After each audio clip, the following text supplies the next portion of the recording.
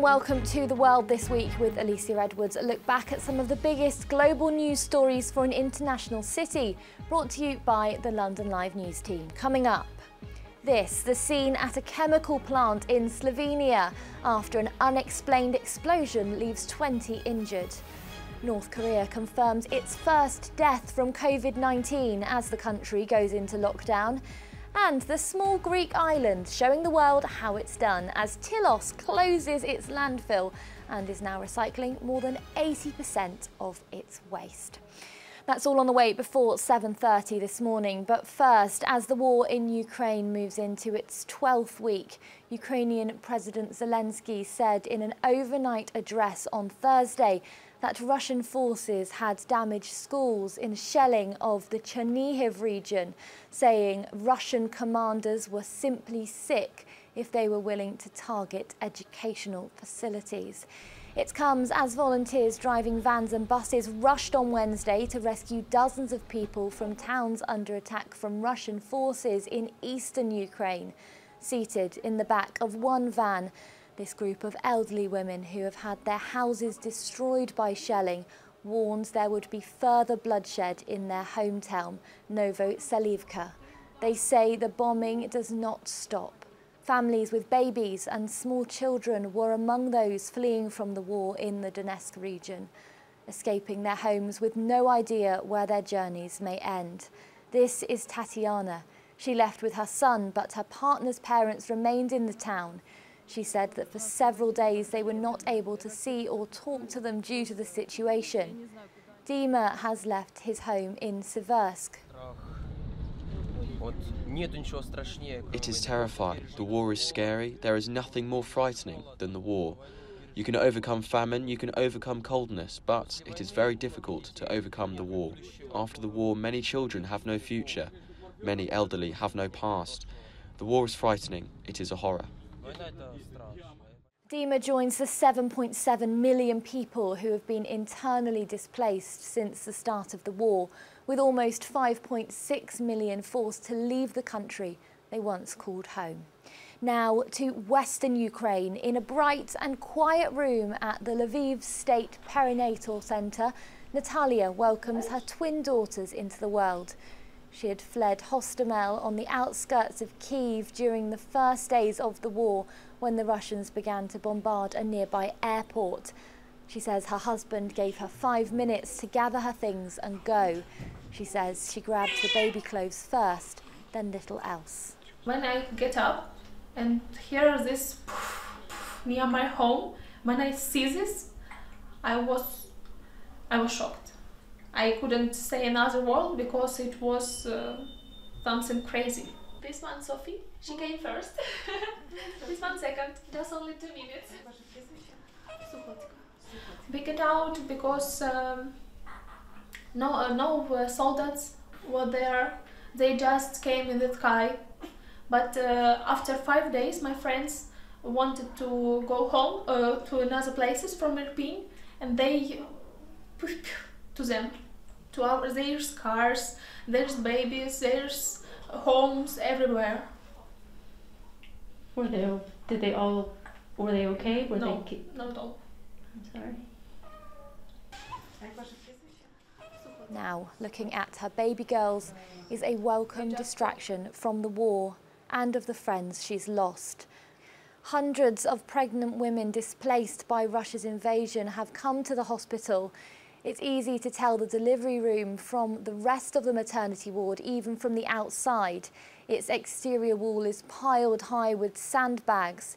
In the dim basement, where heavily pregnant women have to bend low to avoid the water pipes, there is a delivery table in case a baby arrives amid the air raid sirens. Lilia is the chief of the natal department. Some babies are really premature because women are stressed, and especially ladies which came from another districts. It was very hard to move to our town. That's why sometimes we have complicated deliveries and cesarean section. It's difficult to explain because really it's our problem. We know that it is only our problem, and we know that we have to solve this problem. And it's our pain, our deaths of our children, not in the whole world. The whole world is singing with us, helping with weapon, but our children death and our women death. Now, in a shift which was triggered by the war, Finland and Sweden could be soon to apply for membership to NATO, ending decades of military non-alignment. Russia has said it will be forced to take retaliatory steps over its neighbour's move. A foreign ministry statement said it would seriously damage relations as well as security and stability in Northern Europe. Speaking this week, Boris Johnson said the agreement between the nations meant the UK would come to Sweden's assistance upon request in the event of a crisis. It's vital to state that, I think, now ever more important to state that now in the grim circumstances in which we find ourselves with the Russian attack on Ukraine. But it's also, I think, an important step forward, because this is an agreement on which we together intend to build. Whether it's in sharing intelligence or working together to combat cyber attacks, whether it's working together in defence procurement or doing more joint exercises together, we're in the JEF, in the Joint Expeditionary Force, or any other forum, Sweden and the UK intend to do much more together. And I think the NLAW missile system really incarnates the kind of closeness that we see in our relationship, and that's what this is intended to underpin. It's the foundation stone, I believe, for an important development in our relationship. Prime Minister Boris Johnson there. Now to Slovenia, where an explosion and fire at a chemical plant in the southeast of the country has injured at least 20 people. Emergency officials said 2 people were hospitalised in a critical condition with severe burns after the blast, which was reported at around 8:30 in the morning on Thursday. The melamine factory has about 200 employees. Authorities, who initially asked people to stay indoors, later said preliminary tests showed no health threat. North Korea has confirmed its first death from COVID-19, with state media adding that tens of thousands more are experiencing symptoms. North Korean leader Kim Jong-un appeared wearing a face mask for the first time on state television at a meeting earlier in the week to acknowledge the first COVID outbreak in the country. North Korea imposed a nationwide lockdown on Thursday to control the outbreak after holding for more than 2 years to a widely doubted claim of a perfect record of keeping out the virus that has spread to nearly every place in the world. The scale of transmissions inside North Korea wasn't immediately known. Its 26 million people are believed to be mostly unvaccinated. Now to Greece, this picturesque holiday island, home to around just 500 people, could act as a blueprint for other destinations struggling with waste disposal, as Tilos has closed its landfill and is now recycling more than 80% of its waste. The island has embraced sustainable energy initiatives, including a battery installation which is used to store energy from a wind turbine and solar park. Greece has about 200 populated islands, many of which still experience rolling blackouts in the summer and struggle to cope with overflowing landfills normally hidden in the hills. Well, starting in December, Tilos piloted a home waste pickup scheme, seen here, with residents being given recycling kits and asked to wash and separate household waste. Our model can guarantee and can succeed these recycling rates as long as the civilians want it and the government provides us a multi-year contract in order for us to ensure that despite of all the possible changes at the elections, the municipalities, and the prefectures, we will stay here and we will guarantee the recycling rates.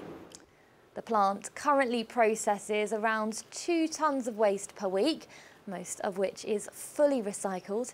Tilos is expecting 30,000 visitors this summer and now prepares to cope with the demand. The World This Week continues after this short break, where we'll be hearing from members of a Ukrainian circus performing in Italy to send money to their families and support to their country as the war continues.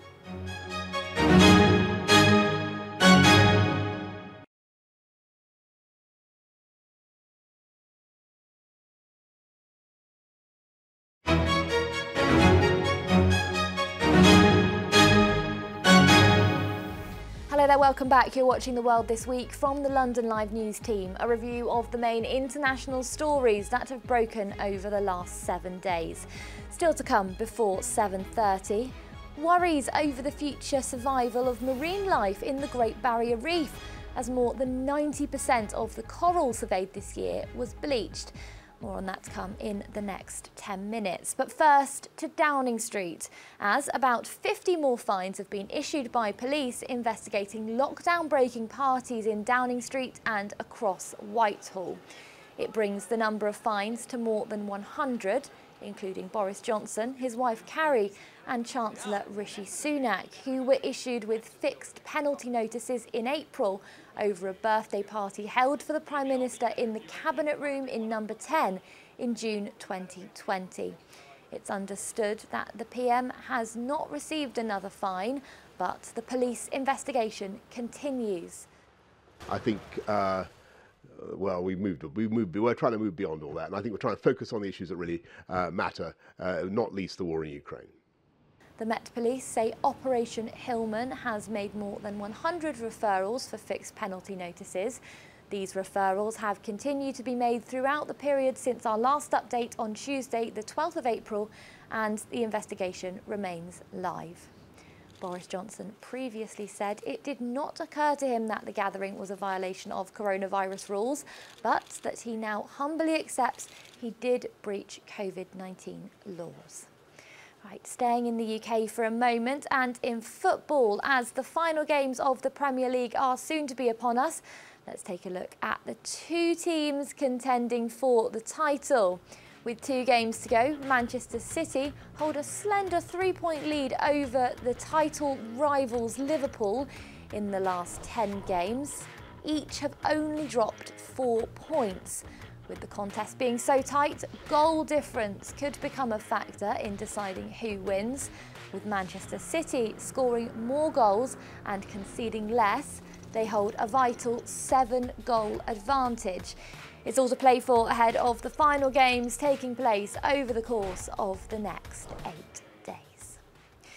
Right, to the US now, where a wildfire that erupted on Wednesday afternoon in coastal Southern California raced through Laguna Niguel, an area home to multi-million-dollar mansions, burning at least 20 properties, according to fire officials. The flames were fanned by gusty ocean winds. No injuries were reported, but several streets were evacuated.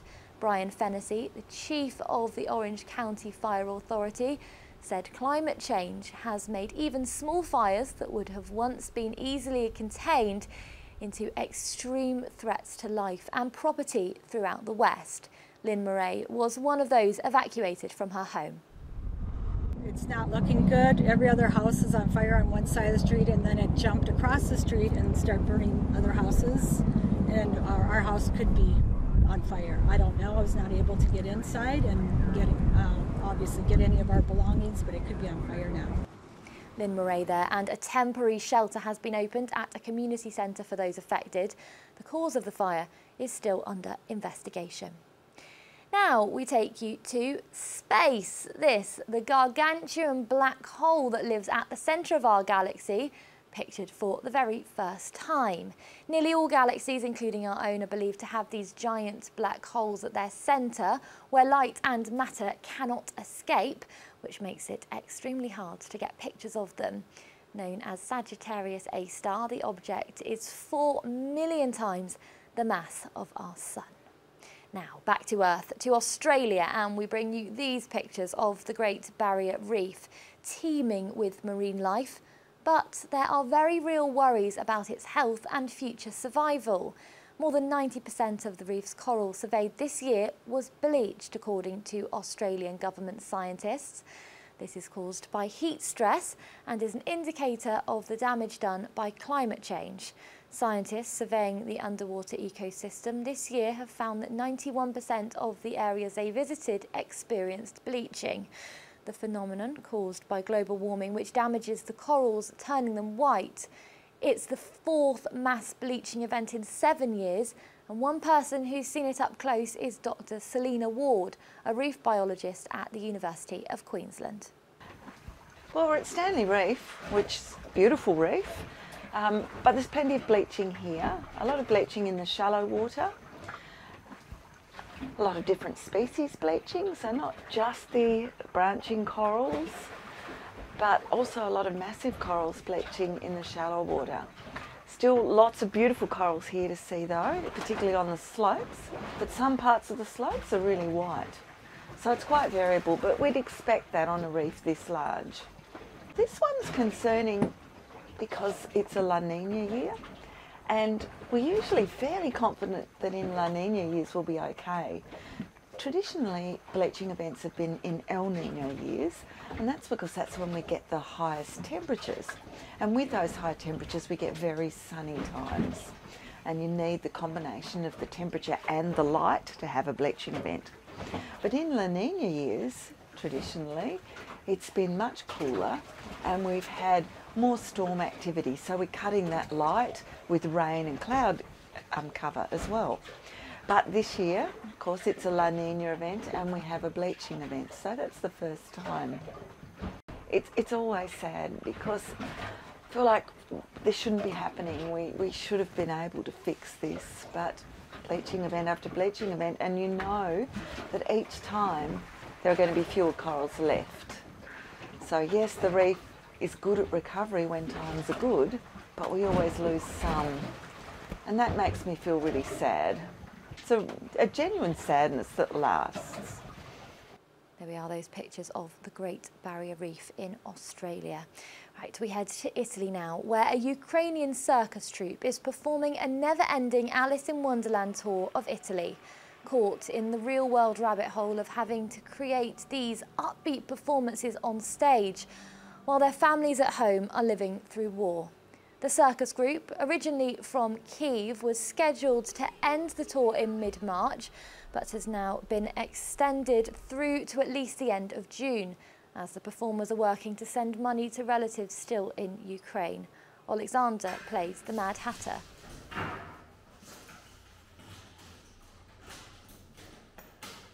It's very hard to work and dance in the Italy stage because we know in our country now is war, and we can go back to Ukraine because in my house now is Russian soldiers.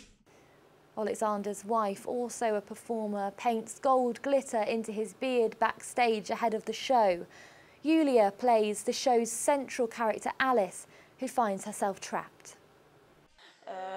In all this time here in Italy, I feel guilty about people who stay in there, about my family who stay in there, because they are not safe and I am safe and I cannot help them. So I just fighting with all these feelings that it's unfair, you know. Shortly after the Russian invasion, the show's director and producer came up with a plan to bring the troupe's family members to Italy to continue the tour for as long as possible. The two of them gained support from the Italian World of Culture, the theatres, Italian performers and the Ministry of Culture, and managed to bring around 50 people on buses from Ukraine. Like this way I can give more and to help more people, you know, like, and if we have a job here, we also can give support to people who stay in Ukraine. But if I come to Ukraine, nothing, because I'm not a warrior, I'm not a soldier, you know, I can do it, but it's not will be to effect. And this way we bring a lot of families, more than 10 families we bring here. And the Italian government help us with this and give support with this, about this. And a lot of relatives, for example, my parents, my brother, they still in Kiev. My wife relatives, they still in Ukraine also, in Zaporozhye. So, and each artist have a lot of people in Ukraine, and they send money. We send money all this time. But if we stop, nobody get that support, because in Ukraine no job now.